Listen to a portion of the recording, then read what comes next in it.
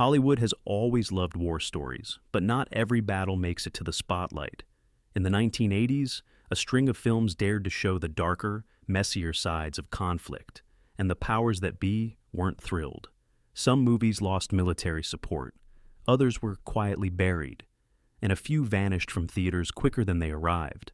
But why were these movies seen as too risky for comfort? Stick around, because what you'll hear might just change how you see 80s cinema. Number 15. Hamburger Hill, 1987.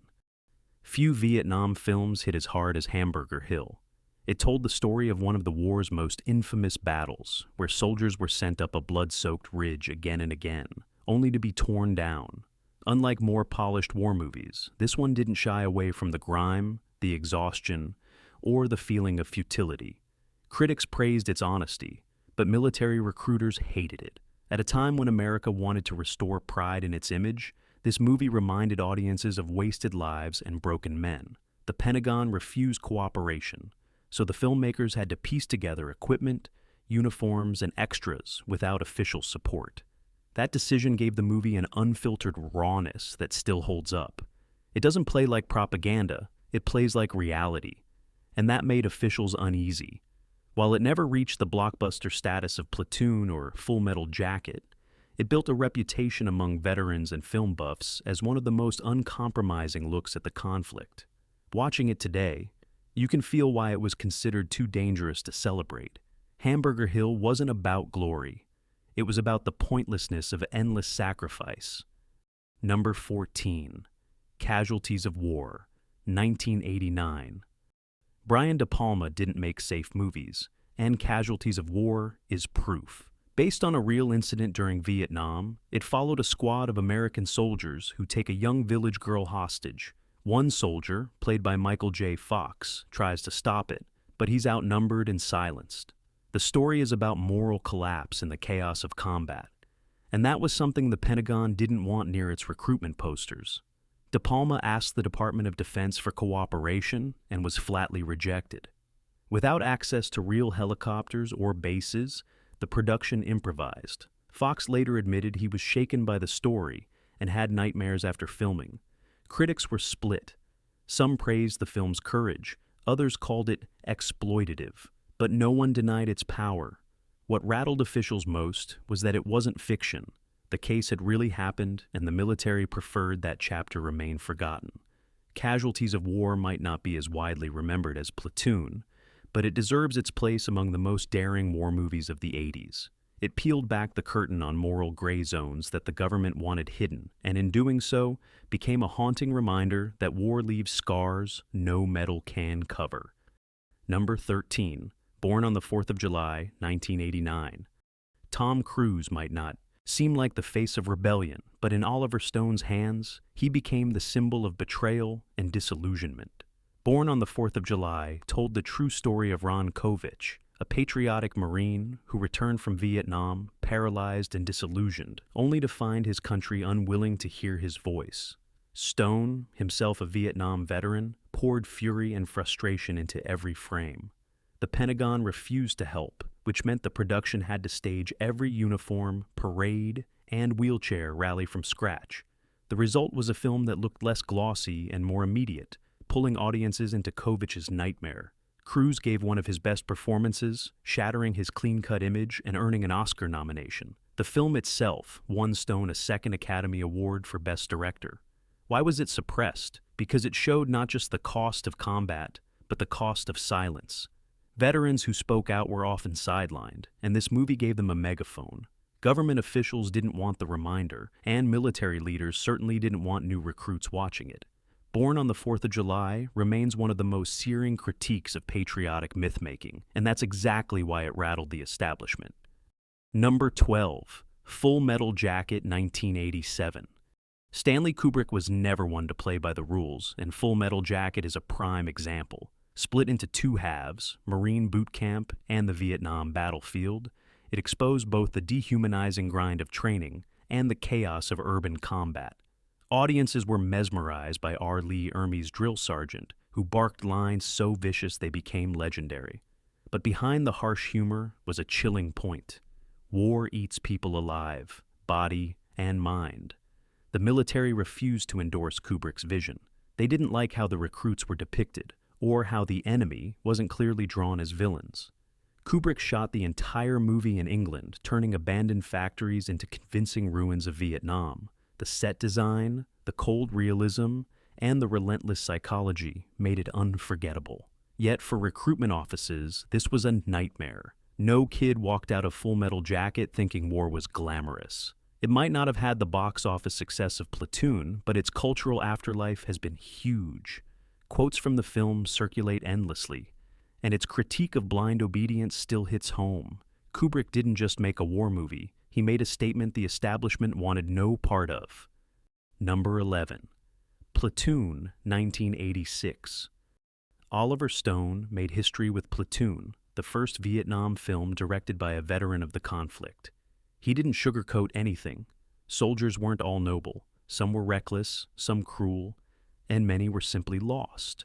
The story followed Charlie Sheen's fresh recruit, torn between two sergeants, one pragmatic, the other brutal. The battles were less about land and more about morality. And that's what made Platoon such a gut punch.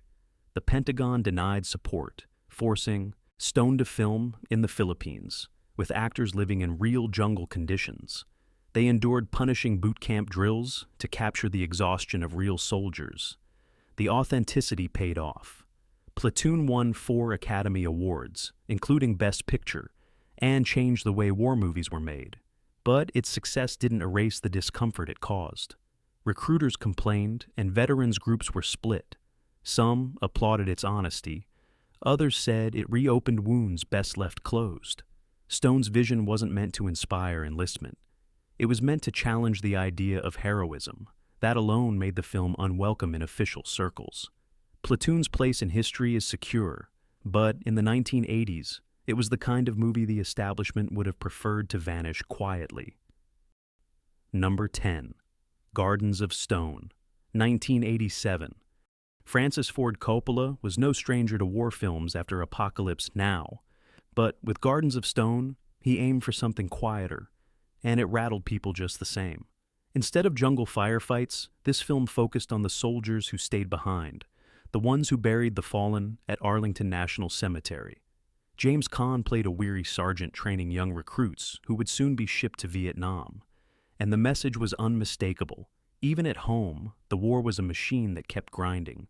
The Pentagon was cautious and gave only limited cooperation, worried the story emphasized futility instead of honor. Coppola, still grieving the loss of his son during production, poured raw emotion into every scene. Critics were divided. Some found it too subdued. Others called it heartbreaking. But audiences weren't flocking to see a movie that suggested patriotism, often led straight to a funeral. In the shadow of action-packed blockbusters, Gardens of Stone barely made a ripple at the box office, but its haunting message about sacrifice without recognition made it one of the decade's most quietly suppressed war dramas. It wasn't loud, it wasn't explosive, but it showed the price that officials preferred to downplay, the endless rows of white headstones, stretching farther than the eye could see. Number 9, Under Fire, 1983. When most war movies focused on soldiers, Under Fire shifted the lens to journalists. Set during the Nicaraguan Revolution, it followed reporters trying to cover the truth while caught in the middle of chaos. Nick Nolte, Gene Hackman, and Joanna Cassidy played characters torn between capturing history and surviving it. The catch: the film didn't shy away from showing how American policy and covert influence shaped the conflict. That made Washington nervous. The Reagan administration was actively involved in Central America at the time, and this movie arrived like an uninvited spotlight. The Pentagon gave it no support, and conservative critics attacked it as unpatriotic. Still, it earned critical acclaim, especially for Jerry Goldsmith's powerful score and Nolte's conflicted performance. For viewers, it was a rare glimpse into a war that most Americans only half understood. For officials, it was a reminder that cameras could sometimes be more dangerous than guns. Under Fire didn't become a blockbuster, but it carved out a place in history as a fearless look at the role of truth-tellers in a conflict no one wanted exposed. Number 8, Salvador, 1986. Oliver Stone again. Before Platoon, before Born on the 4th of July, he dropped Salvador, a film that nearly derailed his career before it even took off. James Woods starred as a down-and-out journalist chasing stories in El Salvador during its brutal civil war. The film exposed corruption, political manipulation, and the human toll of foreign intervention. It wasn't subtle, and it wasn't safe. Unsurprisingly, the U.S. government wanted nothing to do with it. The military distanced itself completely, and Stone had to scrape together funding from independent sources. The movie didn't make money, but it earned Woods an Academy Award nomination and solidified Stone as a director unafraid to burn bridges. What made Salvador so suppressed wasn't just the politics, it was the timing. The war was ongoing, and the film hit nerves by pointing fingers while soldiers were still on the ground. For officials, that was intolerable. For audiences who managed to find it, the film was a revelation, messy, raw, and uncomfortably close to reality. Salvador might not be shown in history classes, but it remains one of the bravest war films of the decade. Number 7. Bat 21, 1988. On the surface, Bat 21 looks like a straightforward rescue story. Gene Hackman played an American air navigator shot down behind enemy lines, with Danny Glover as the pilot trying to guide him out to safety. But underneath the tense set pieces was a sharp critique of bureaucracy, as decisions from command often put lives at greater risk than the enemy did. That subtext didn't sit well with military officials. Though based on a true story, the Pentagon refused cooperation, leaving the filmmakers to find workarounds. The movie was released quietly with little marketing, and despite strong performances, it faded quickly from theaters.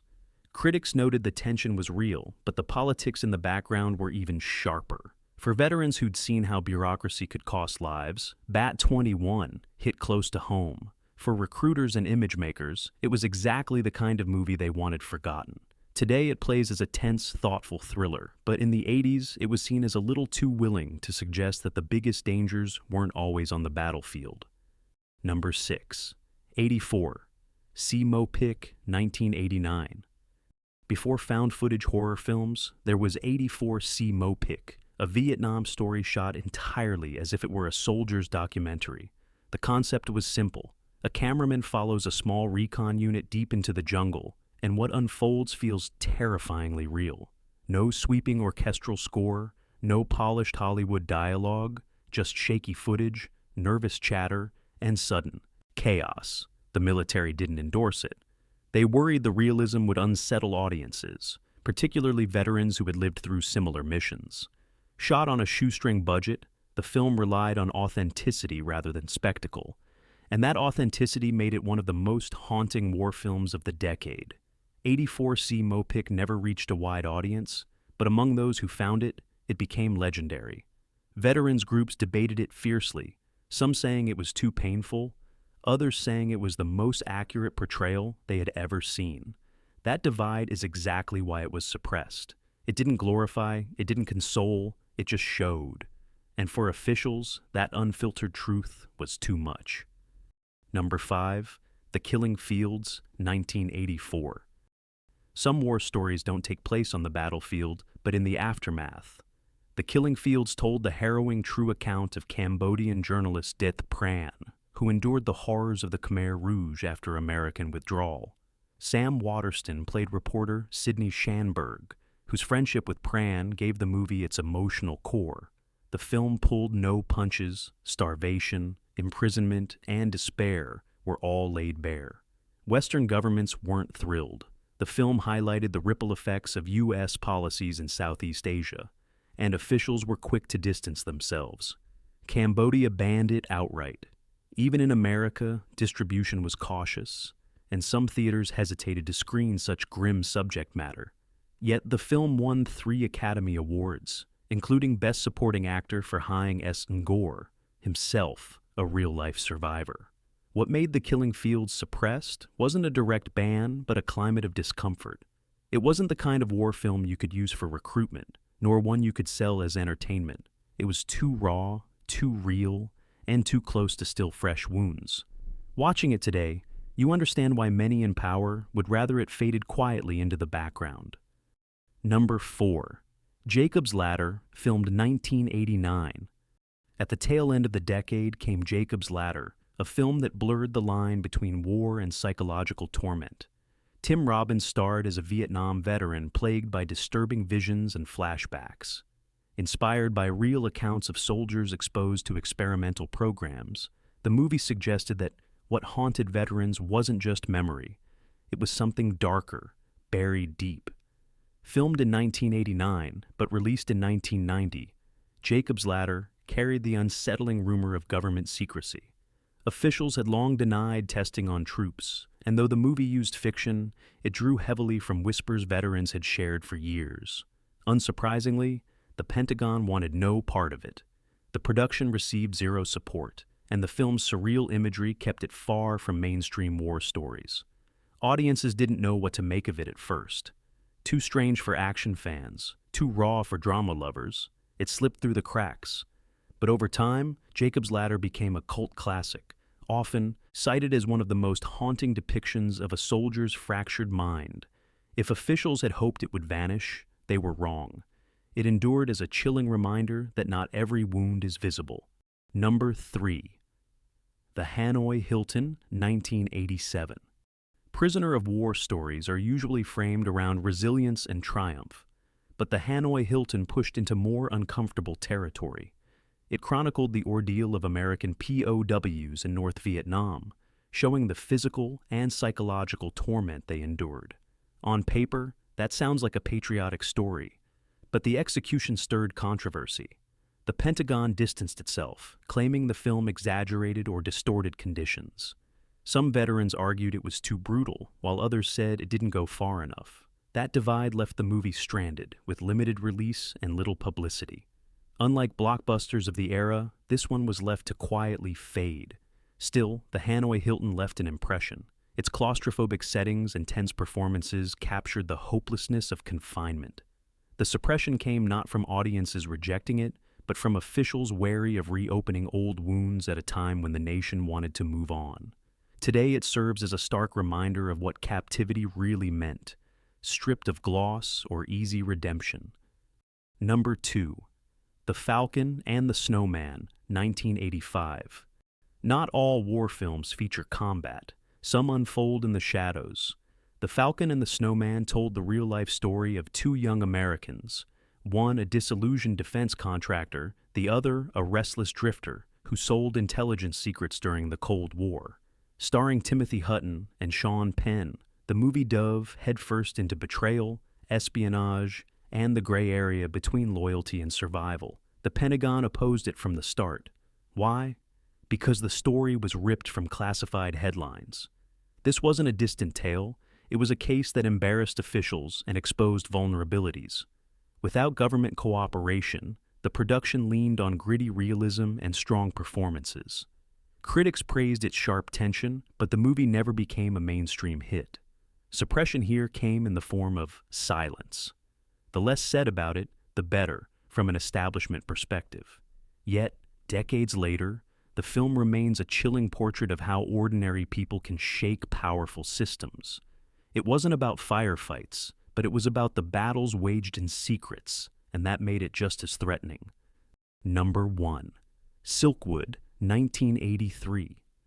At first glance, Silkwood might not seem like a war movie at all, but when you look closer, it's absolutely about battles, just not the kind fought overseas.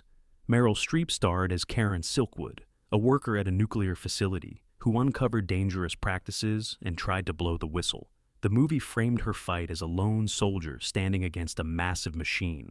Officials bristled. The film suggested negligence and cover-ups inside industries tied closely to national defense.